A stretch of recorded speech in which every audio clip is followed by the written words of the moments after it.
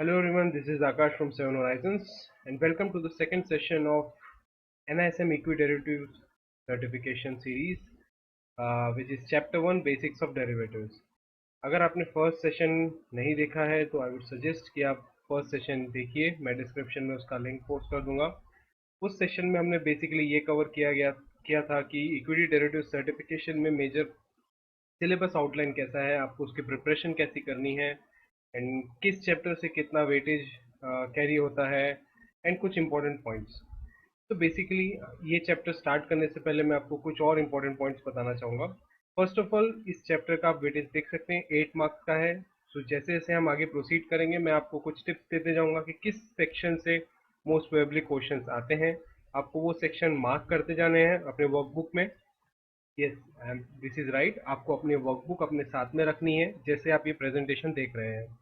ये वीडियो थोड़ी सी लंबी हो सकती है, तो अगर आप चाहते हैं कि आप एग्जाम क्लियर करें तो आप पूरा वीडियो देखिए एंडिंग तक। आई कैन बी 100% श्योर कि आप ये वीडियो अगर अच्छे से देखते हैं, सारे जो मेरे टिप्स मैं आपको दे रहा हूँ इस पूरे सेशन में अगर आप फॉलो करते हैं, आई एम प्रीटी श्योर कि आप अपना एग्जाम फर्स्ट अटेम्प्ट में ही क्लियर कर लेंगे। तो फर्स्ट चैप्टर है basics of derivatives. Most of the part पूरा थ्योरेटिकल पार्ट है, काफ़ी इंपॉर्टेंट है अगर आप आगे के चैप्टर्स को कवर करना चाहते हैं, आगे के चैप्टर को बेटर अंडरस्टैंडिंग के साथ समझना चाहते हैं। इस चैप्टर में बेसिकली मीनिंग ऑफ डेरिवेटिव्स बताएंगे कि डेरिवेटिव्स का असली मीनिंग क्या होता है और डिफरेंट प्रोडक्ट्स डेरिवेटिव्स के क्या क्या है, कौन कौन से मार्केट्स हैं डिफरेंट डेरिवेटिव्स के। थोड़ा सा हिस्टोरिकल पार्ट रहेगा कि डेरिवेटिव्स का इवोल्यूशन कैसे हुआ, वर्ल्ड वाइड कैसे बढ़ा, इंडिया में कैसे डेरिवेटिव्स आया एंड कुछ सिग्निफिकेंस एंड रिस्क फैक्टर्स के बारे में बात होगी। तो लेट्स बिगिन। तो बेसिक्स ऑफ डेरिवेटिव्स, ये जो दो लाइन की डेफिनेशन आप यहाँ देख पा रहे हैं, ये अगर आप समझ लिए तो आपको डेरिवेटिव्स का असली मीनिंग एंड आगे के सारे कॉन्सेप्ट क्लियर होने में बहुत हेल्पफुल रहेंगे। तो ये दो लाइन की डेफिनेशन में हम थोड़ा टाइम स्पेंड करेंगे। तो डेफिनेशन ऐसी है, derivatives is a contract whose value is derived from value of some other asset known as underlying। आप ये दो लाइन की डेफिनेशन को अच्छे से समझने की कोशिश करिए। इसको हम दो पार्ट में डिवाइड करते हैं। फर्स्ट पार्ट रहेगा डेरिवेटिव इज अ कॉन्ट्रैक्ट।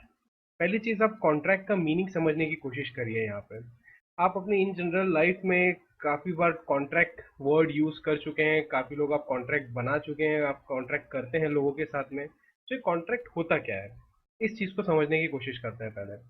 तो बेसिकली कॉन्ट्रैक्ट एक एग्रीमेंट होता है दो पार्टीज के बीच में, राइट। दो पार्टीज कौन हो सकती हैं? एक ऑफ कोर्स एक बायर होगा, एक सेलर होगा। क्या खरीद रहे हैं क्या बेच रहे हैं वो हम डिटरमाइन करेंगे। हो सकता है हम कोई प्रोडक्ट बेचने की बात कर रहे हैं, खरीदने की बात कर रहे हैं, कोई सर्विस की बात कर रहे हैं या कुछ और।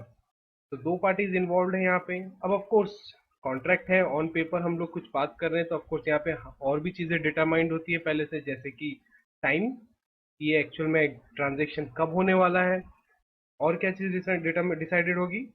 प्राइस, कि किस प्राइस पे ये हम करने वाले हैं। बेस्ट एग्जांपल अगर आप देखें तो हम में से जो काफी लोग हैं रेंटेड घरों में रहते हैं, रेंट के घर में रहते हैं, तो हम एक रेंट एग्रीमेंट बनाते हैं which is a kind of contract. अब ये कॉन्ट्रैक्ट क्या होता है कि आपके और आपके जो लैंडलॉर्ड होते हैं उनके बीच में होता है। उसमें क्या डिसाइडेड होता है कि वो आपको अपना एक एसेट किराए पे दे रहा है, जिसके अगेंस्ट में आप उसे हर महीने कुछ पैसा देंगे एंड आप उस सर्विस को यूज करेंगे। तो डेरिवेटिव भी एक तरीके का कॉन्ट्रैक्ट ही है जिसमें दो पार्टीज इन्वॉल्व होती हैं। एक पार्टी खरीदने वाली होती है, दैट इज बायर। एक पार्टी बेचने वाली होती है, दैट इज सेलर। एक प्रोडक्ट डिफाइंड होता है कि किस चीज का ट्रांजैक्शन होने वाला है। एक टाइम डिसाइडेड होता है कि किस टाइम पे ये होने वाला है एंड प्राइस डिसाइडेड होता है। तो बेसिकली एक कॉन्ट्रैक्ट के कैरेक्टरिस्टिक्स क्या होंगे कि time, price, product and parties पहले से डिफाइंड होती हैं एंड ये एक्चुअल में जो कॉन्ट्रैक्ट का एग्जीक्यूशन है ये किसी फ्यूचर डेट में होने वाला है। ये बहुत इंपॉर्टेंट पॉइंट है, इसको ध्यान से सुनिए कि अगर कोई कॉन्ट्रैक्ट या कोई ट्रांजेक्शन फ्यूचर डेट में होने वाला है एंड उसकी सारी चीजें हमने आज ही डिसाइड कर लिए तो उसको बोला जाएगा डेरिवेटिव्स कॉन्ट्रैक्ट। समझ में आ रहा है आपको इस चीज? मोस्ट इंपॉर्टेंट पॉइंट यहाँ पे क्या है कि एक फ्यूचर टाइम में होने वाला एग्जीक्यूशन का हमने आज ही सारे टर्म्स एंड कंडीशन डिसाइड कर ली। तो अगर आपको इसमें से क्वेश्चन आता है कि derivatives is a contract whose time, price, product and parties are decided today but actual execution is going to happen in some future date, कभी फ्यूचर में होने वाला है, तो इज इट ट्रू और फॉल्स? तो ये स्टेटमेंट सही होगा। आप इस चीज को ध्यान से सुनिए, क्योंकि क्या हो सकता है कि कभी कभी इसमें एक स्टेटमेंट बस चेंज कर देंगे, एग्जाम पॉइंट ऑफ व्यू से मैं आपको बता रहा हूँ, तो सारा मीनिंग चेंज हो जाता है। जैसे अगर आप इस फ्यूचर डेट की जगह पे बोल दिया कि ये ट्रेड आज ही हो रहा है, तो एक तरीके का डेरिवेटिव्स नहीं रह जाएगा। तो डेरिवेटिव्स होने के पीछे उसके एक सबसे इंपॉर्टेंट फीचर ये है कि ये फ्यूचर डेट में होने वाला कॉन्ट्रैक्ट होना चाहिए। तो ये फर्स्ट पार्ट हो गया। Second part of the definition is whose value is derived from the value of some other asset known as underlying। अब इस स्टेटमेंट को समझते हैं। बेसिकली डेरिवेटिव्स की अपनी खुद की वैल्यू नहीं होती है, डेरिवेटिव्स कॉन्ट्रैक्ट की अपनी खुद की वैल्यू नहीं होती है। इसकी वैल्यू डिराइव होती है किसी और एसेट से या डिपेंड करती है किसी और एसेट पे। अब इस चीज को समझने के लिए हम एक एग्जांपल लेते हैं। आप इस चीज को इमेजिन करिए कि आपके हाथ में एक ब्लैंक पेपर है, पीस ऑफ पेपर। उस पीस ऑफ पेपर की जो आपके हाथ में है उसकी वैल्यू अपने आप में अभी कुछ भी नहीं है, बिकॉज ये पूरा ब्लैंक है, राइट? अगर मैं इसमें लिख दूं कि जो भी इस पेपर का होल्डर रहेगा या बायर रहेगा, उसे मैं 10 ग्राम गोल्ड की कीमत चुकाऊंगा जो भी मार्केट में चल रही होगी। तो बेसिकली मैंने क्या किया, मैंने एक कॉन्ट्रैक्ट बनाया जिसमें मैंने ये नोट डाउन किया कि जो भी इसे खरीदेगा उसे मैं 10 ग्राम गोल्ड की कीमत पे करूंगा at the end of this month. तो ये एक तरीके का कॉन्ट्रैक्ट बन गया, ऑन पेपर आ गया।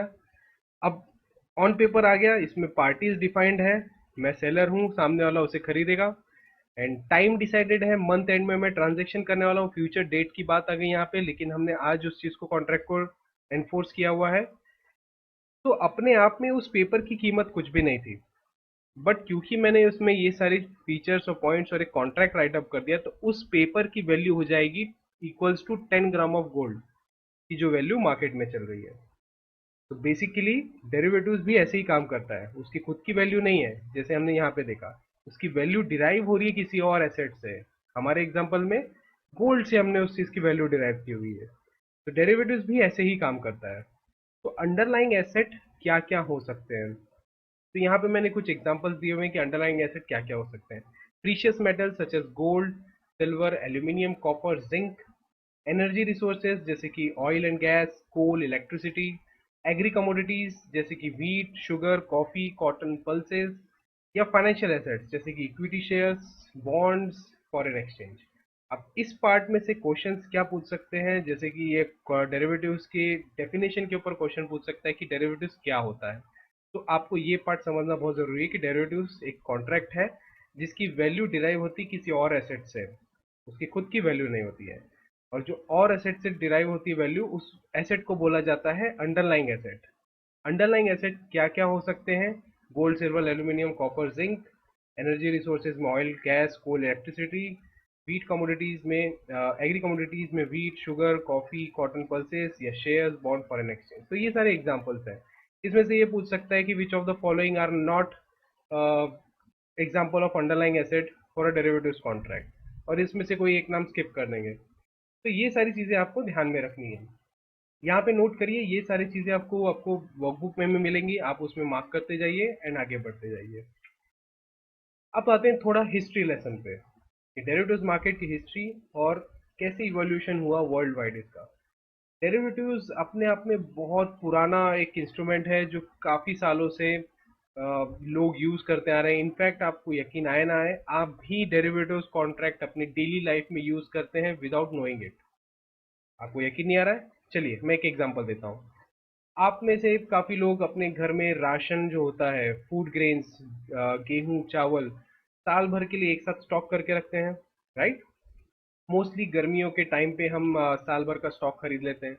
तो हमारा एक होलसेलर होता है जो पहले से डिसाइडेड होता है कि हम उसके पास से ही हमेशा स्टॉक लेते हैं। आप उसके पास जाते हैं एंड आप उसको अपना ऑर्डर देते हैं कि मुझे इतना इतना 100 kg या 200 kg गेहूं चाहिए, वीट चाहिए, इतना केजी राइस चाहिए। फिर वो आपको एक बताता है रेट, कि हाँ मैं ये रेट से आपको प्रोवाइड करूंगा। फिर आप उससे एक डील करते हैं कि ठीक है, मैं आपसे 10 दिन बाद आके लेके जाऊंगा, बट मुझे यही रेट पे चाहिए। तो वो एग्री कर लेता है। तो बेसिकली आपने क्या किया, आपने उसके साथ एक कॉन्ट्रैक्ट किया, वर्बल कॉन्ट्रैक्ट, एग्रीमेंट बनाया आपने।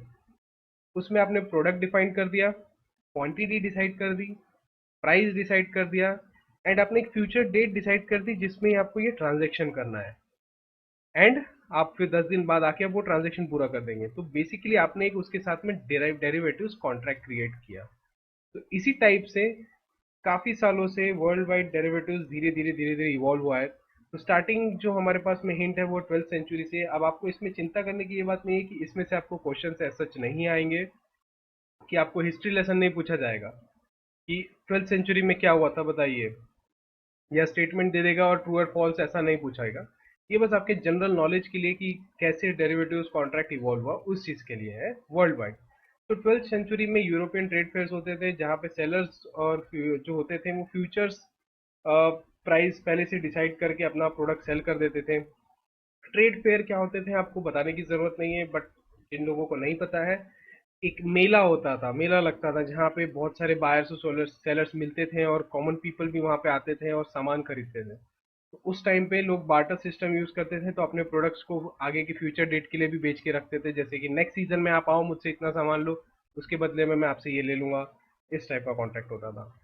1634 से 37 के बीच में ट्यूलिप के बारे में आपने सुना होगा। ट्यूलिप एक बहुत इंपॉर्टेंट प्लांट होता है, फूल होता है सॉरी, जिससे जिसके मेडिसिनल एप्लीकेशंस बहुत ज़्यादा होते हैं।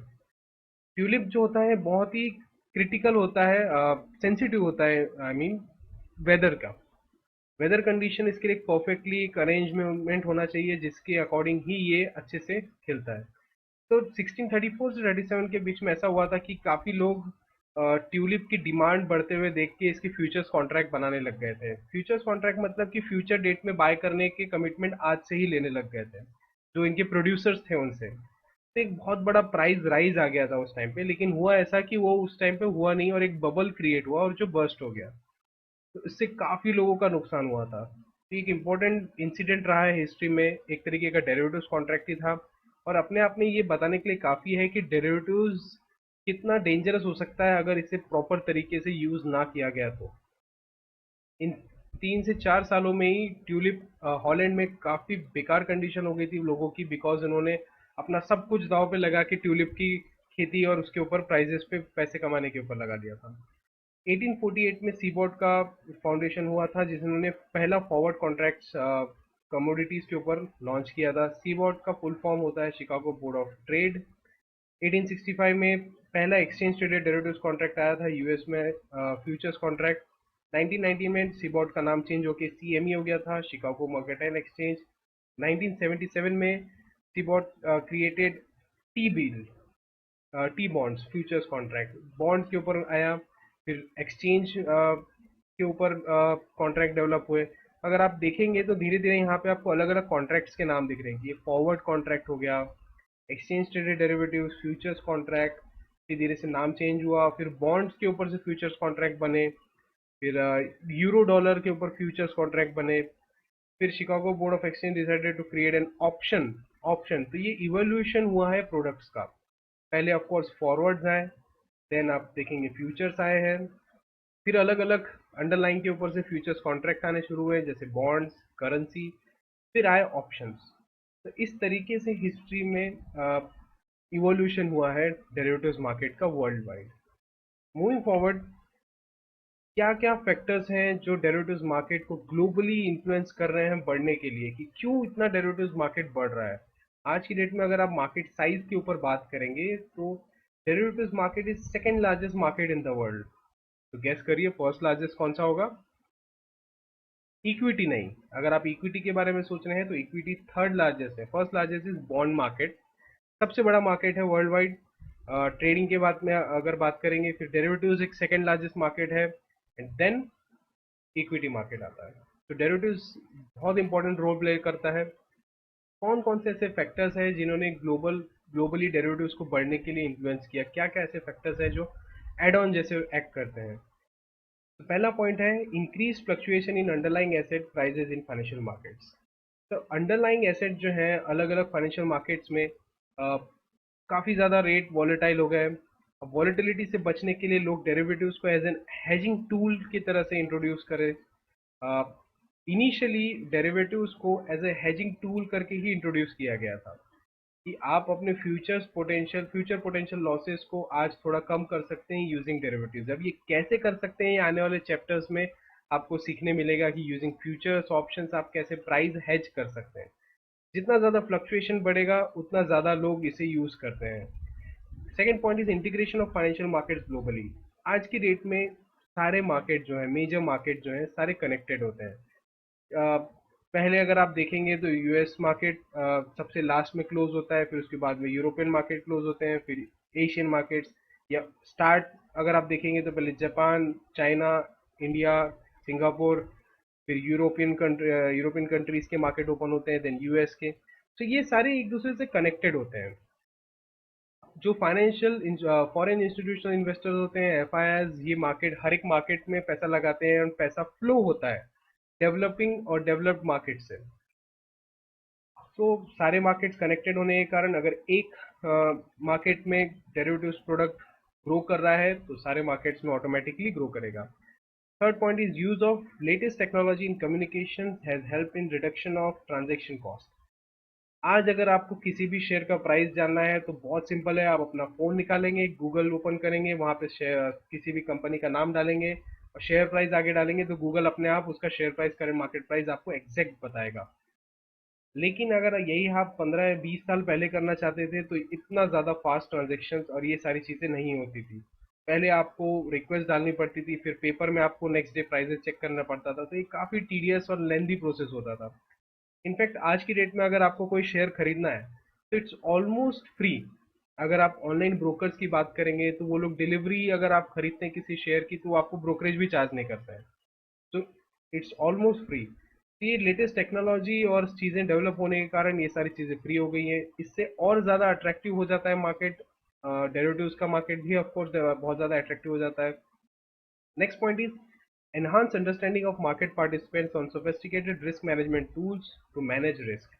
मार्केट पार्टिसिपेंट्स, अब ये कौन होते हैं हम ये आगे देखेंगे उनकी कैटेगराइजेशन, बट इन शॉर्ट अगर मैं बताऊं तो मार्केट पार्टिसिपेंट्स मतलब होते हैं हम जैसे रिटेल इन्वेस्टर्स, कुछ इंस्टीट्यूशनल इन्वेस्टर्स, कुछ फॉरेन या डोमेस्टिक इंस्टीट्यूशंस होते हैं जो मार्केट में पार्टिसिपेट करते हैं, जो पैसे लगाते हैं। तो इनकी अंडरस्टैंडिंग धीरे धीरे टाइम के साथ डेवलप होते जा रही है। आप अगर नोटिस करेंगे तो पहले इतने ज़्यादा कॉम्प्लेक्स मार्केट में कुछ ट्रेड नहीं होते थे, अब ऐसा हो गया कि आप रिस्क मैनेज करने के लिए एल्गो ट्रेड्स और ये सारी चीज़ें आपको बहुत इजीली अवेलेबल मिलेंगी, जो कि पहले बहुत ज़्यादा लिमिटेड लोग ही यूज़ कर पाते थे। हाई फ्रीक्वेंसी ट्रेड्स होते हैं।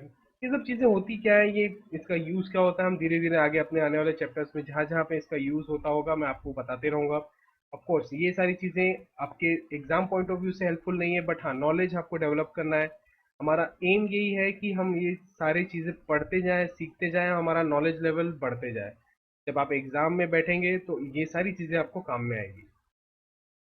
Next point is frequent innovation in derivatives market and newer application of products. जैसे कि मैंने आपको स्टार्टिंग में बताया था कि पहले फॉरवर्ड्स आए हैं, फिर फ्यूचर्स, देन ऑप्शंस, ये तीनों जो हैं ये प्रोडक्ट्स हैं डेरिवेटिव्स मार्केट के। अब ये कैसे इवॉल्व हुए हैं ये हम आने वाले पार्ट में देखेंगे। एक चीज़ और यहाँ पे आप नोट करिए कि एग्जाम में ऐसा ज़रूरी नहीं है कि सारे 100 के 100 क्वेश्चंस आपको इस सिलेबस में से ही आए। कुछ ऐसी भी चीजें होती है, कुछ 5 से 10 क्वेश्चंस ऐसे हो सकते हैं जो एकदम कॉमन सेंस वाले हो, लेकिन ये आपको तभी आपके लिए कॉमन सेंस होगा जब आप मार्केट और ये सारी चीजें आपका नॉलेज बढ़ाते रहेंगे। मैं कोशिश यही कर रहा हूँ कि जितना मेरा नॉलेज है, जितना मैंने स्टूडेंट्स को पढ़ाया है अब तक और उनके जो फीडबैक्स मिले हैं उसके हिसाब से जो जो पॉइंट्स ऐसे हैं जो आपको बुक में नहीं मिलेंगे वो मैं आपको यहाँ पे बताते जाऊँ। इसलिए आप पूरा वीडियो देखिए, हर एक पॉइंट को अच्छे से नोट करते जाइए। जो भी पॉइंट्स हम यहाँ पे कवर कर रहे हैं आप अपने बुक में मार्क करते जाइए, एंड जो चीज़ नहीं दिख रही है उसको आप नोट करते जाइए। Moving forward, Indian derivatives market. अब इंडिया में डेरिवेटिव्स मार्केट कब आया और कैसे डेवलप हुआ। सो फर्स्ट पॉइंट यहाँ पे है कि सेबी ने एक 24 मेंबर्स की कमेटी सेटअप की थी under the chairmanship of doctor L C Gupta, जिसको बोला गया था एल सी गुप्ता कमेटी। ये कब हुआ था? नवंबर 18 1996। और ये क्यों किया गया था? To develop an appropriate regulatory framework for derivatives trading in India. अब देखिए यहाँ पे आपको डेट याद रखने की जरूरत नहीं है बिकॉज हम लोग हिस्ट्री लेसन लेने नहीं आए हैं, बट हमें नाम ये ध्यान में रखना है कि कौन सी कमेटी थी, किसने सेट किया एंड किस लिए किया। तो बेसिकली सेबी ने एक 24 मेंबर्स की कमेटी सेट की थी, डॉक्टर एलसी गुप्ता कमेटी। इनका काम क्या था, ये एक अप्रोप्रिएट फ्रेमवर्क तैयार करे डेरिवेटिव्स ट्रेडिंग इंडिया के लिए। तो 1996 में पहला स्टेप लिया गया था डेरिवेटिव्स को इंडिया में लाने के लिए। तो कमिटी ने रिकमेंड ये किया था कि डेरिवेटिव्स को एज अ सिक्योरिटीज डिक्लेयर किया जाए और सिक्योरिटीज कॉन्ट्रैक्ट रेगुलेशन एक्ट के अंडर इसको डिफाइन किया जाए, और इसी हिसाब से आगे इसमें काम बढ़ा। अब मैं ज़्यादा इसकी डिटेल में नहीं जाना चाहूँगा बिकॉज ये अपने आप में एक अलग टॉपिक है, और रेगुलेटरी फ्रेमवर्क का आपको एक अलग से चैप्टर है, चैप्टर नंबर 8, उसमें ये और डिटेल में स्टडी करेंगे हम लोग। तो मैं यहाँ पे जितना आपको फर्स्ट चैप्टर के लिए यूजफुल रहेगा वही पॉइंट्स मैं यहाँ पे कवर कर रहा हूँ। तो कौन सी कमिटी, इसमें से क्वेश्चन ऐसे पूछ सकता है कि कौन सी कमिटी है जिन्होंने ये डिक्लेयर किया कि डेरिवेटिव्स को एज अ सिक्योरिटीज डिफाइन किया जाए, तो वो है doctor LC Gupta committee. Next important step जो लिया गया था वो था कि एक और कमेटी सेटअप की थी प्रोफेसर जे आर वर्मा के अंडर में जून 1998 में। ऑफकोर्स जैसे ही इनके 1996 के बाद इन्होंने अपने रिजल्ट सबमिट किए, नेक्स्ट स्टेप वॉज कि एक और कमेटी सेटअप किया जाए जो 1998 में किया था, किस लिए, कि रिस्क कंटेनमेंट मेजर्स डेवलप करने के लिए। ये इंपॉर्टेंट है, ये ध्यान में रखिए। नेक्स्ट स्टेप था फ्रेमवर्क तैयार होने के बाद, नेक्स्ट स्टेप ये था कि किस तरीके से रिस्क को मैनेज किया जाए डेरिवेटिव्स मार्केट में, इंडिया में, सॉरी, क्योंकि इंडिया अपने आप में एक डेवलपिंग मार्केट है, फास्टेस्ट ग्रोइंग इकोनॉमीज में से एक है।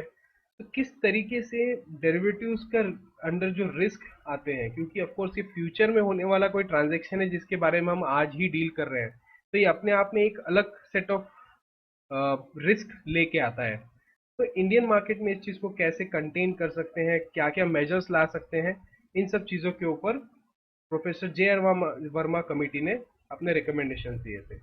तो दो तीन स्टेप्स आपको यहाँ पे ध्यान में रखने हैं। पहला, एलसी गुप्ता कमेटी 24 मेंबर्स की है, इन्होंने रेगुलेटरी फ्रेमवर्क डेवलप किया था, इन्होंने ही बोला था, रेकमेंड किया था कि डेरिवेटिव्स को एज अ सिक्योरिटीज डिक्लेयर किया जाए।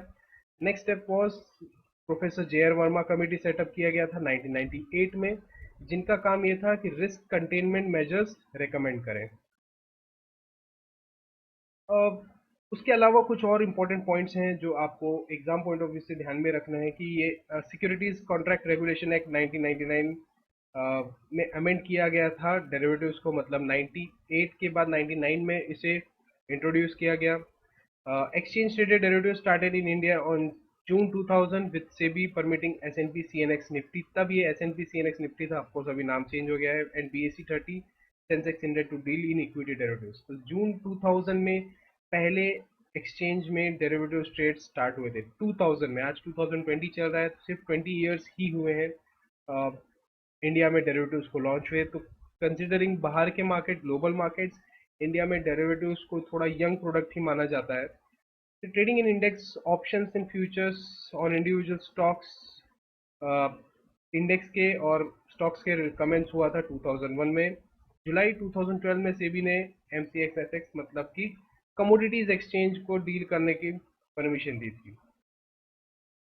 तो इस तरीके से इंडियन मार्केट में डेवलपमेंट हुआ था। अब यहाँ से क्वेश्चन क्या क्या पूछ सकते हैं, मेजरली आपको जो मैंने प्रीवियस स्लाइड में बताया था वो एक पूछ सकता है, and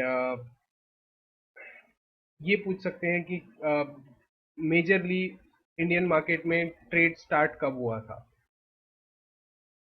moving forward, products in derivatives market. अब हिस्ट्री लेसन यहाँ पे खत्म होता है, अब थोड़ा इंटरेस्टिंग पार्ट पे आता है। अब डेरिवेटिव्स मार्केट में कौन कौन से डिफरेंट प्रोडक्ट्स हैं, एंड ऑफ कोर्स हम लोग यहाँ पे इस हमारे सिलेबस में कौन कौन से प्रोडक्ट के ऊपर स्टडी करने वाले हैं। तो ये जो प्रोडक्ट्स मैंने यहाँ मेंशन किए, 4 प्रोडक्ट्स, इनको आपको इसी सीक्वेंस में याद करना है, बिकॉज इसका इवोल्यूशन जो हुआ था वो इसी सीक्वेंस में हुआ था। दैट मीन्स पहले फॉरवर्ड्स आए, फिर फ्यूचर्स आए, फिर ऑप्शंस आए और स्वैप्स। अब हम इस पूरे सिलेबस में ये जो 3 पॉइंट्स हैं, 3 प्रोडक्ट्स हैं, इस पर काफ़ी डिटेल स्टडी करने वाले हैं। स्वैप जो है थोड़ा हाइब्रिड प्रोडक्ट है, बस इस आपको सिर्फ इस 3 लाइन के डेफिनेशन के अलावा आपको पूरी बुक में स्वैप्स के ऊपर कुछ भी नहीं मिलेगा। मोस्ट प्रोबेबली क्वेश्चंस इससे नहीं आएंगे, बट हम थोड़ा सा अपने नॉलेज डेवलप करने के लिए इसके बारे में थोड़ा बहुत पढ़ेंगे। तो स्टार्टिंग विद फॉरवर्ड्स, अब इसका डेफिनेशन देखिए। Forwards is a contractual agreement between two parties to buy or sell an underlying asset at a certain future date for a particular price that is pre decided on the date of contract. अभी जो हमने derivatives का definition starting में सीखा, 2 line का जो definition हमने देखा था, वो और ये डेफिनेशन ऑलमोस्ट सेम है। अगर आप देखेंगे तो it is a contractual agreement, that means derivatives is a contract जो हमने पहले देखा था between two parties to buy and sell. Of course ये भी हमने कॉन्ट्रैक्ट का एक पार्ट होता था देखा था। एंड अंडरलाइंग एसेट भी मेंशन हो गया at a certain future date. देखिए अब यहाँ पे फ्यूचर डेट का मेंशन हो गया फॉर अ पर्टिकुलर प्राइस, जो प्राइस भी यहाँ पे मेंशन हो गया दैट इज प्री डिसाइडेड। ये बहुत इंपॉर्टेंट वर्ड है, प्री डिसाइडेड। अगर ये चीज डिसाइडेड पहले से नहीं होगी तो ये डेरिवेटिव्स नहीं कहलाएगा। तो ये डेट ऑफ कॉन्ट्रैक्ट के टाइम पे ये सारी चीजें जो डिसाइड होगी तो ये एक तरीके का फॉरवर्ड्स कॉन्ट्रैक्ट होगा। जो मैंने आपको एक एग्जांपल दिया था कि आप घर के लिए फूड ग्रेन्स जो स्टॉक बनाते हैं साल में एक बार, जो आप अपने होलसेलर के साथ डील करते हैं, वो होता है एक तरीके का फॉरवर्ड कॉन्ट्रैक्ट। इस इसका एक और स्पेशलिटी ये भी है कि ये दोनों जो चीज़ें हैं फॉरवर्ड कॉन्ट्रैक्ट में, बायर और सेलर जो होते हैं ये डायरेक्टली इंटरेक्ट करते हैं एक दूसरे के साथ में। दैट मीन्स यहाँ पे बीच में कोई इंटरमीडियरी इन्वॉल्व नहीं होता है, डायरेक्टली दो पार्टीज आपस में मिलके डील करती है। ऑफ कोर्स इसके ऊपर अपने आप में एक अलग चैप्टर ही है, तो मैं ज़्यादा डिटेल में नहीं जाऊँगा, थोड़ा सा आगे मूव करते हैं। अब इसमें अपने आप में कुछ रिस्क थे, कुछ यहाँ पे रिस्क फैक्टर्स हैं, जैसे कि डिफॉल्ट एक रिस्क है। अगर दो पार्टीज डायरेक्टली इन्वॉल्व हैं, अगर किसी एक पार्टी को फ्यूचर डेट में कुछ लॉस हो रहा होगा तो वो कॉन्ट्रैक्ट से पीछे हट सकता है, तो एक बहुत बड़ा सेटबैक था। प्लस इसमें कुछ ऐसे भी पॉइंट्स हैं जैसे कि प्रॉपर प्राइस डिस्कवरी नहीं होती है। मतलब कि अगर आप दो पार्टीज डायरेक्टली मिल रहे हैं तो आप एक प्रोडक्ट का सही प्राइसिंग डिसाइड नहीं कर सकते। हो सकता है कि कहीं और आपको बेटर प्राइस मिल जाए। अगर आप कोई प्रोडक्ट खरीदने जा रहे हैं मार्केट में और आप किसी एक पर्टिकुलर दुकान पे ही गए, शॉप पे ही गए, और आपने वहां पे प्राइस पूछा और आपने वो चीज़ ले ली, बट अगर आप वही चीज़ चार दुकानों में पूछेंगे तो आपको एक बेटर प्राइस का अंडरस्टैंडिंग मिलेगा। हो सकता है कि हर जगह पे प्राइस सेम ना हो, कहीं पे आपको और सस्ते में मिल जाए। तो एक प्रॉपर प्राइस डिस्कवरी नहीं होती बिकॉज यहाँ पे एक सेंट्रलाइज ट्रेडिंग सिस्टम इन्वॉल्व नहीं है। किसके लिए? फॉरवर्ड्स के लिए। तो ये लिमिटेशन को फुलफिल करने के लिए मार्केट पार्टिसिपेंट्स ने इंट्रोड्यूस किया फ्यूचर्स को। तो अगर आप इसका डेफिनेशन देखेंगे, a futures contract is similar to a forward. यहाँ पे देखिए फॉरवर्ड और फ्यूचर्स सिमिलर है except that the deal is made through an organised and regulated exchange rather than being negotiated directly between two party. जहाँ पे forwards में दो parties directly involve होकर ट्रेड कर रही थी, वहीं पे फ्यूचर्स में ये डायरेक्टली ट्रेड नहीं होगा, ये एक organised and regulated stock exchange या किसी एक्सचेंज के थ्रू आपका ट्रेड होगा, तो इसे फ्यूचर्स बोला जाएगा। तो basically futures and forwards almost same है डेफिनेशन वाइज। ये भी एक तरीके का कॉन्ट्रैक्ट है, दो पार्टीज के बीच में है। अंडरलाइंग एसेट इसमें डिसाइडेड है, फ्यूचर डेट डिसाइडेड है, प्राइस डिसाइडेड है, सब कुछ पहले से डिसाइडेड है और एग्जीक्यूशन फ्यूचर डेट में होने वाला है। बस एक इसमें डिफरेंस ये है कि ये जो ट्रेड हो रहा है ये डायरेक्टली ना होते हुए एक एक्सचेंज के थ्रू हो रहा है, रेगुलेटेड एक्सचेंज के थ्रू हो रहा है। तो ऑफ कोर्स ये एक फ्यूचर्स कॉन्ट्रैक्ट के पीछे भी कुछ ना कुछ लिमिटेशंस होंगे, इसीलिए ऑप्शंस लेके आया हुआ है। इसमें एक लिमिटेशन ये है, जो सबसे इंपॉर्टेंट लिमिटेशन है वो है अनलिमिटेड लॉस का लिमिटेशन। आप आज की डेट में फ्यूचर प्राइस प्रिडिक्ट नहीं कर सकते हैं, क्योंकि प्राइजेस जो होते हैं लीनियरली मूव करते हैं, कहीं भी ऊपर जा सकते हैं, कितना भी ऊपर जा सकते हैं और कितना भी नीचे जा सकते हैं, इसका कोई लिमिटेशन नहीं होता है। तो अगर आप बायर हैं तो प्राइजेस कितना भी ऊपर जा सकते हैं और कितना भी नीचे। डाउन साइड ऑफकोर्स लिमिटेशन होता है कि आप कोई भी चीज़ खरीद रहे हैं वो कंप्लीटली जीरो हो जाए उसकी वैल्यू, तो as good as unlimited loss जैसा ही सीन हो गया। तो इस चीज़ से बचने के लिए मार्केट पार्टिसिपेंट्स ने नेक्स्ट प्रोडक्ट को इंट्रोड्यूस किया विच वॉज ऑप्शन। अब ऑफ कोर्स यहाँ से नाम से ही आपको समझ में आ रहा है, ऑप्शन मीन चॉइस। यहाँ पे आपके पास एक चॉइस होता है। किस चीज़ का चॉइस होता है? ये जो डाउन साइड रिस्क है जो फ्यूचर्स में मिलता है अनलिमिटेड लॉस का, वो कहीं ना कहीं पे आप कैप लगा सकते हैं उसमें। ऑफ कोर्स इसका एक अलग पूरा चैप्टर है जो बहुत इंपॉर्टेंट है, 25 मार्क्स का वेटेज है, जो हमने प्रीवियस सेशन में देखा, तो हम इसको और डिटेल में वहाँ स्टडी करेंगे। बस हम यहाँ पे एक डेफिनेशन देखते हैं क्योंकि डेफिनेशन के ऊपर से क्वेश्चन आता है। An option is a contract that gives the right but not an obligation to buy or sell the underlying on or before a stated date at a stated price. See, अगर आप देखेंगे इन तीनों में derivatives का base definition जो है कि it is a contractual agreement between two parties to buy or sell an underlying asset at a certain future date which is pre-decided.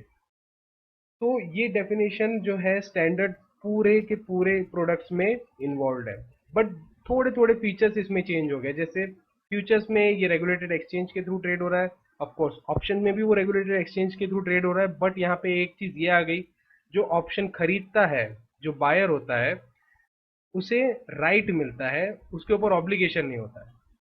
अब ये चीज हम और डिटेल में समझेंगे कि ये ऑब्लिगेशन और राइट किस चीज का होता है। ऑफ कोर्स ये थोड़ा सा कॉम्प्लिकेटेड हो जाता है, काफी लोग यहाँ पे कंफ्यूज हो जाते हैं। हमें कंफ्यूज नहीं होना है, बहुत सिंपल सा कॉन्सेप्ट है। यहाँ पे एक पार्टी को राइट मिल रहा है, दूसरे के ऊपर ऑब्लिगेशन रहेगा। अब वो कैसा रहेगा, चैप्टर 3 में हम लोग और डिटेल में उस चीज को समझेंगे। Next product is swaps. अब इस चीज को अगर मैं शॉर्ट में समझाना चाहूँ तो swaps are basically series of forward contracts. अगर मैं एक साथ 4 महीने या 5 महीने के फॉरवर्ड कॉन्ट्रैक्ट एक ही पेयर में एक साथ बना लूं तो उस कंबाइंड प्रोडक्ट को हम स्वैप्स बोलेंगे। ऑफ कोर्स क्योंकि ये फॉरवर्ड्स के थ्रू होता है ट्रेड, तो ये रेगुलेटेड एक्सचेंज के थ्रू नहीं होता है। हम आगे समझेंगे इस चीज को कैसे होता है, डायरेक्टली पार्टीज इसे बनाती है। पूरे बुक में इस चीज के ऊपर से कोई भी इंपॉर्टेंट क्वेश्चन नहीं आएगा, बस ये एक डेफिनेशन आपको ध्यान में रखनी है, कॉन्सेप्ट ध्यान में रखना है कि स्वैप जो होता है सीरीज ऑफ फॉरवर्ड कॉन्ट्रैक्ट्स को मिला के बनाया जाता है। Moving on, market participants.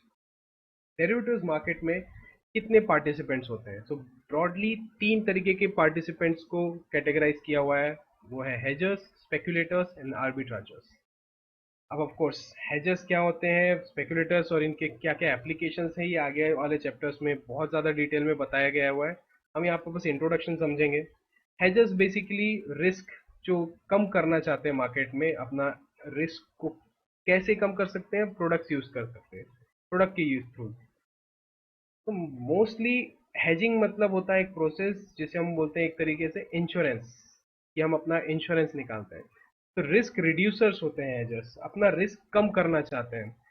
अब रिस्क कैसे कम कर सकते हैं? अगर मेरे पास में कोई प्रोडक्ट है और मैं उसे फ्यूचर में बेचना चाहता हूँ, बट मैं अभी नहीं बेचना चाहता, फ्यूचर डेट में बेचना चाहता हूँ, बट मुझे ये डर है कि आने वाले टाइम में मार्केट में इसका प्राइस बहुत ज़्यादा फ्लक्चुएट करेगा, भले बाद में स्टेबल हो जाएगा, लेकिन ये जो फ्लक्चुएशन के कारण मुझे जो प्रॉब्लम्स हो सकती है, मैं वो फेस नहीं करना चाहता।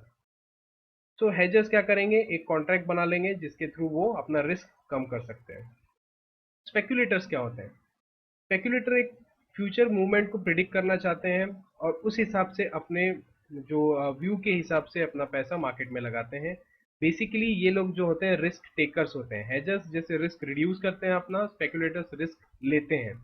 ये इंपॉर्टेंट पॉइंट्स हैं, ध्यान में रखिए, इसमें से क्वेश्चन आता है कि हेजर्स रिस्क रिड्यूसर्स होते हैं, स्पेक्यूलेटर्स रिस्क टेकर्स होते हैं। अब इसका डेफिनेशन अगर आप देखेंगे तो ये फ्यूचर मूवमेंट प्रिडिक्ट करके अपने व्यू के हिसाब से पोजीशन लेते हैं डेरिवेटिव्स कॉन्ट्रैक्ट की, तो ये स्पेक्यूलेटर्स होते हैं। तो इसके हिसाब से आपको क्वेश्चन पूछ सकता है, ये डेफिनेशन दे देंगे आपको, 3 ऑप्शन दे देंगे कि इसमें से कौन होते हैं जो ये काम करते हैं। स्पेक्यूलेटर्स होते हैं। ये जो 2 लाइन दी हुई है आप बुक पे मार्क कर लीजिए, बिकॉज ये बहुत ज़्यादा इंपॉर्टेंट है। बहुत केयरफुली इस चीज़ को ध्यान में रखेंगे, कंफ्यूज नहीं होना है। तीसरी जो पार्टिसिपेंट की कैटेगरी है वो है आर्बिट्राजर्स। बेसिकली आर्बिट्राजर्स जो होते हैं ना ही रिस्क रिड्यूस करते हैं हेजर्स की तरह, ना ही रिस्क लेते हैं स्पेकुलेटर्स की तरह। ये रिस्क फ्री प्रॉफिट कमाने की कोशिश करते हैं। तो बेसिकली ये डील कैसे करते हैं, ये 2 मार्केट में साइमल्टेनियसली काम करते हैं। एक मार्केट से कोई एक प्रोडक्ट खरीदेंगे, सेम चीज दूसरे मार्केट में बेचेंगे। ऑफ कोर्स इन दोनों मार्केट में जो मिसमैच होता है प्राइस का, वो इस चीज का बेनिफिट उठाते हैं। फॉर एग्जाम्पल मान के चलिए कि आप किसी बड़े से सिटी में रह रहे हैं जहाँ पे 2 बड़े मार्केट है। अगर आप शुगर की प्राइसेस की बात करेंगे, फॉर एग्जांपल आप मान के चलिए कि शुगर के प्राइसेस चल रहे हैं एक मार्केट में 40 रुपीज़ पर केजी और दूसरे मार्केट में चल रहे हैं 50 रुपीज़ पर KG. Of course individual demand and supply के कारण प्राइसेस वेरी कर सकते हैं। अब आप क्या करेंगे, एक स्मार्ट ट्रेडर हैं आप, एक आर्बिट्राजर हैं, तो आप 40 रुपये पर केजी के हिसाब से एक मार्केट से वो प्रोडक्ट खरीदेंगे एंड 50 रुपीज़ पर केजी के हिसाब से दूसरे मार्केट में बेचेंगे। आपने इस ट्रांजैक्शन में 10 रुपीज़ पर केजी रिस्क फ्री प्रॉफिट कमाया। तो आर्बिट्राजर्स बहुत इंपॉर्टेंट रोल प्ले करते हैं, बिकॉज ये एक तरीके से प्राइस करेक्ट करते हैं। अब ये प्राइस करेक्शन कैसे होगा, आप जिस मार्केट से 40 रुपीज़ पर केजी में शुगर खरीद रहे थे, वो ऑफकोर्स आप फ्री वहाँ पे डिमांड क्रिएट कर रहे थे एक तरीके से। ₹40 के हिसाब से लेके आप ऑफकोर्स आप 1 किलो 2 किलो 3 किलो तो नहीं खरीदेंगे, आप खरीदेंगे तो बल्क में खरीदेंगे, तो आप वहाँ पे डिमांड क्रिएट कर रहे हैं।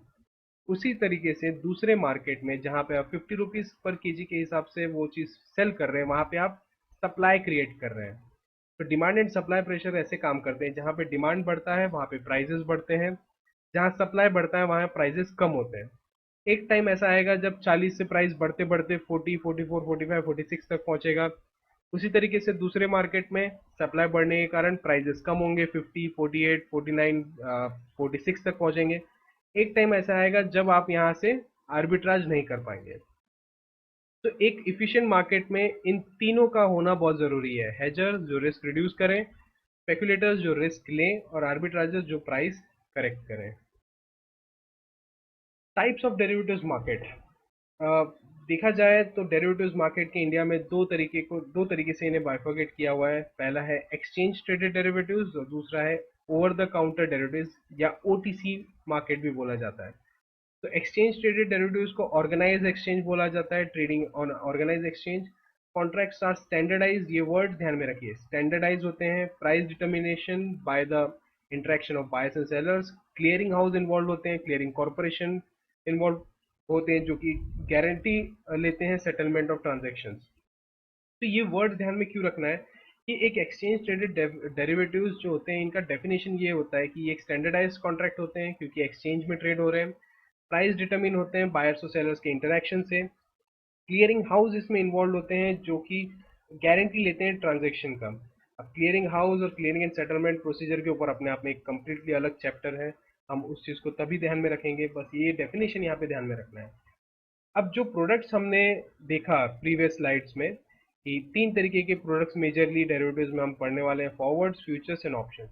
उसमें से कौन से कॉन्ट्रैक्ट्स हैं या कॉन्ट्रैक्ट हैं जो एक्सचेंज में ट्रेड होते हैं? तो इसका आंसर आएगा फ्यूचर्स एंड ऑप्शंस, क्योंकि ये एक्सचेंज में ट्रेड होते हैं। तो दीज कॉन्ट्रैक्ट्स आर स्टैंडर्डाइज और इसका जो सेटलमेंट है वो क्लियरिंग कॉर्पोरेशन गारंटी लेता है इस चीज़ की। यहाँ पे एक क्वेश्चन बन सकता है, इसलिए मैं आपको यहाँ पे ये पॉइंट आउट करके बता रहा हूँ। जो नेक्स्ट टाइप है डेरिवेटिव्स मार्केट का वो है ओवर द काउंटर या OTC derivatives. Exchange traded derivatives जो है ये वर्चुअली एक प्लेटफॉर्म है, उसके थ्रू ट्रेड हो रहा है। और वहीं पे ओवर द काउंटर डेरिवेटिव्स कैसे होता है, ये डायरेक्टली दो पार्टीज के बीच में ट्रेड होता है। बेसिकली यहाँ पे कुछ इंपॉर्टेंट पॉइंटर्स हैं। OTC is not a physical market place, ये एक डायरेक्टली ऑनलाइन या ऑनलाइन इलेक्ट्रॉनिक मीडिया के through buying and selling of contract जो होता है डायरेक्टली होती है। OTC derivatives market have banks, financial institution, market participants like hedge funds, corporations and high net worth individuals. ये लोग जो है मार्केट में डायरेक्टली पार्टिसिपेट करते हैं। OTC derivatives market is less regulated क्योंकि यहाँ पे कोई अथॉरिटी इन्वॉल्व नहीं है गारंटी लेने के लिए सेटलमेंट का, तो ये रेगुलेटेड कम होता है। तो जो हमने प्रोडक्ट्स देखा था उसमें से फॉरवर्ड्स एक ऐसा कॉन्ट्रैक्ट है डेरिवेटिव्स का जो ओटीसी मार्केट में ट्रेड होता है। तो अगर आपको ऐसा क्वेश्चन पूछा जाए कि कौन सा प्रोडक्ट कौन से मार्केट में ट्रेड होता है, तो फ्यूचर्स एंड ऑप्शंस ट्रेड होते हैं एक्सचेंज ट्रेडेड डेरिवेटिव्स में, और फॉरवर्ड्स जो होते हैं वो ओटीसी मार्केट में ट्रेड होते हैं। थोड़े से और कुछ पॉइंटर्स हम ओटीसी मार्केट के ऊपर हम देख लेते हैं क्योंकि इसमें से क्वेश्चंस आ सकते हैं। Contracts are tailor made. अब टेलर मेड क्या होता है और स्टैंडर्डाइज कॉन्ट्रैक्ट क्या होता है? स्टैंडर्डाइज और कस्टमाइज ये दो वर्ड्स आपस में यूज किए जाते हैं ऑफन। तो basically forwards are customise contract क्योंकि इसमें आप अपने हिसाब से क्वांटिटी, प्राइस, सेटलमेंट डेट, ये सब चीजें अपने हिसाब से सेट कर सकते हैं, इसलिए इसे टेलर मेड बोलते हैं।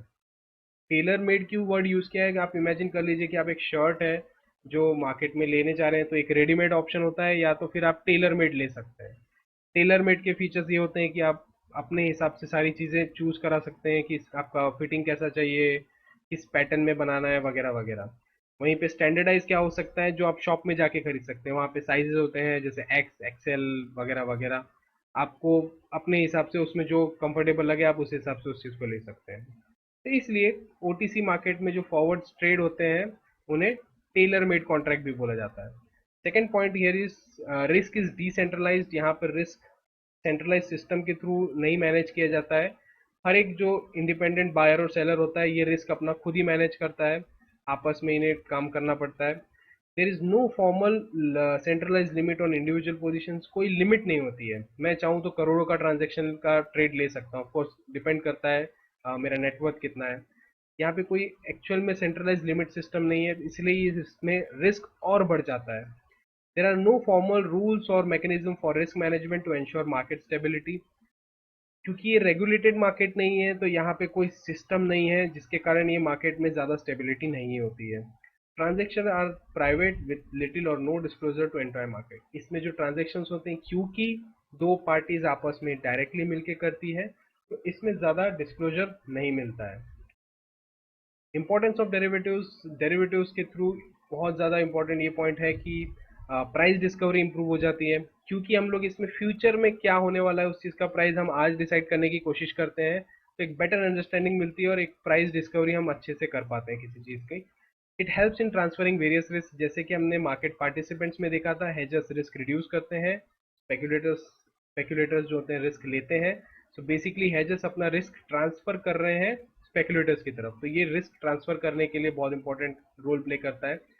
तो उसी चीज को नेक्स्ट पॉइंट में एक्सप्लेन किया है। It helps shifting speculative trades from unorganise market to organise market. अब इस चीज को थोड़ा एक एग्जांपल लेके मैं आपको एक्सप्लेन करना चाहूंगा।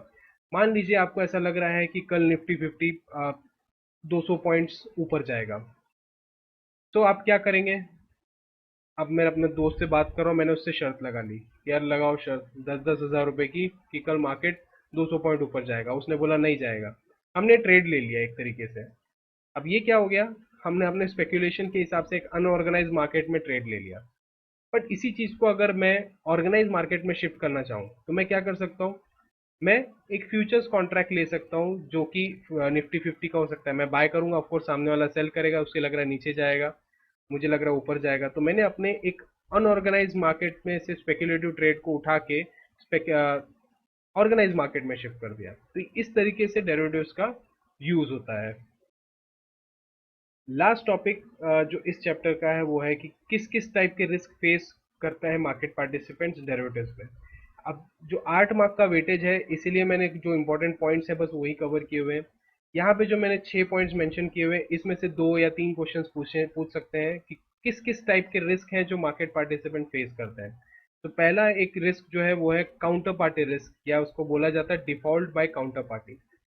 अगर आप फॉरवर्ड कॉन्ट्रैक्ट में हैं, एंड मैंने जैसे पहले भी आपको बताया कि अगर कोई एक पार्टी डिफॉल्ट कर दे या वो उस टाइम पे ट्रेड ना करे एग्जीक्यूट फ्यूचर डेट में, तो ये एक बहुत बड़ा प्रॉब्लम हो सकता है। इसी रिस्क को बोला जाता है काउंटर पार्टी रिस्क। दूसरा जो प्रॉब्लम है, दूसरा जो रिस्क है वो है price risk, loss on position because of price movement. आप आज ही ट्रेड ले लेते हैं फ्यूचर डेट की सेटलमेंट के हिसाब से, हो सकता है आपने आज कोई चीज खरीद ली एंड कल उसका प्राइस कम हो जाए और कंटिन्यूसली कम होते जाए, तो कहीं ना कहीं आपका प्राइस इसमें लॉस हो रहा है। तीसरा पॉइंट है लिक्विडिटी रिस्क। आपने एक बार पोजीशन ले ली तो आप एग्जिट नहीं कर सकते जब तक वो कॉन्ट्रैक्ट सेटल नहीं हो जाता, और कॉन्ट्रैक्ट सेटल कब होगा? जब उसका डेट आएगा। चौथा है रेगुलेटरी और लीगल रिस्क। एनफोर्सेबल कॉन्ट्रैक्ट होता है, तो अगर आप फ्यूचर्स की बात करें और फ्यूचर्स ट्रेड में आप डिफॉल्ट करते हैं तो आपके ऊपर लीगल एक्शंस लिए जा सकते हैं। एक और पॉइंट है operational risk, fraud, inadequate document, improper execution. अगर बाय एनी चांस आप एक्सचेंज के थ्रू ट्रेड ले रहे हैं, तो वहां पे हो सकता है कि आप जिस पार्टी के साथ में ट्रेड कर रहे हैं सामने वाला, उसने सही तरीके से डॉक्यूमेंटेशन नहीं किया है, उसका अकाउंट फर्जी हो गया, वो अंडरग्राउंड हो गया, बहुत सारी चीजें हो सकती हैं, ऑपरेशनल रिस्क होता है। तो इसमें से एक क्वेश्चन या 2 क्वेश्चन पूछ सकता है कि किस किस टाइप के रिस्क मार्केट पार्टिसिपेंट फेस करते हैं, ये क्वेश्चन बन सकता है। लास्ट पॉइंट जो है ये इंपॉर्टेंट है, इसमें से एक क्वेश्चन बनने के बहुत ज्यादा चांसेस हैं, वो होता है रिस्क डिस्क्लोजर डॉक्यूमेंट। जो होता है कि ये सारे जो रिस्क होते हैं ये एक डॉक्यूमेंट में मेंशन होता है।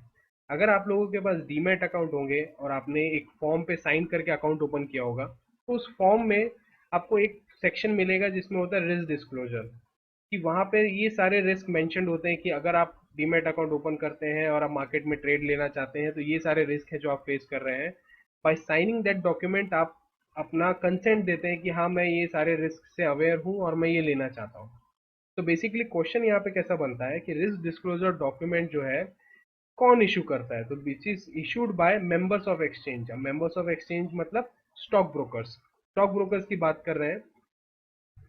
All participants should read this document before trading on capital market या कैश सेगमेंट और F&O segment of the exchange. तो बेसिकली क्वेश्चन यहाँ पे क्या बन सकता है कि रिस्क डिस्क्लोजर डॉक्यूमेंट क्या होता है, इसे कौन इशू करता है और साइन कौन करता है। तो ये डॉक्यूमेंट है जिसमें ये सारे रिस्क मेंशन्ड होते हैं। ये इशू करते हैं मेंबर्स ऑफ एक्सचेंज या स्टॉक ब्रोकर। इसे साइन करना पड़ता है जितने भी मार्केट पार्टिसिपेंट्स हैं उन्हें। तो मोस्टली आपको यहाँ पे फर्स्ट चैप्टर कंप्लीट होता है। आई होप आपको यहाँ पे जितने डाउट्स होंगे वो सारे क्लियर हो जाएंगे। आपको ये सारी चीज़ें पढ़नी है। अगर आप आगे की सीरीज देखना चाहते हैं तो हमारा चैनल सब्सक्राइब करिए। See you in the next session.